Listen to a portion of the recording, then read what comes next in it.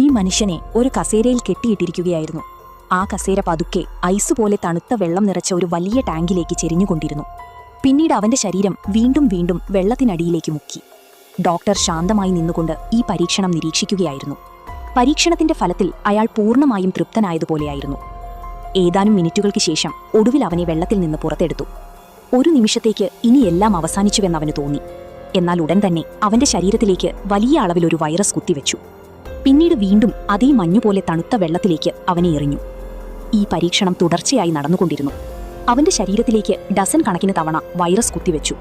എന്നിട്ടും ഡോക്ടർമാർക്ക് തൃപ്തിയായില്ല. തുടർന്ന് അവനെ ഒരു ഇലക്ട്രിക് ടേബിളിൽ കെട്ടിയിട്ടു. സ്വിച്ച് ഓൺ ചെയ്തതോടെ ശക്തമായ വൈദ്യുത പ്രവാഹം അവന്റെ ശരീരത്തിലൂടെ പാഞ്ഞുപോയി.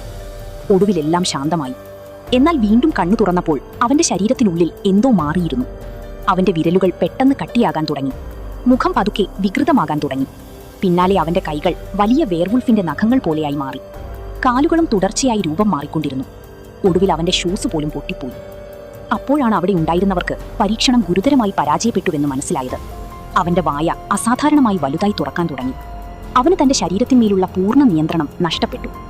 ആൾക്കൂട്ടം നിലവിളിച്ചുകൊണ്ട് എല്ലാവർക്കും മുന്നറിയിപ്പ് നൽകി. ഡോക്ടർ തിരിഞ്ഞു നോക്കിയപ്പോഴേക്കും വളരെ വൈകിയിരുന്നു.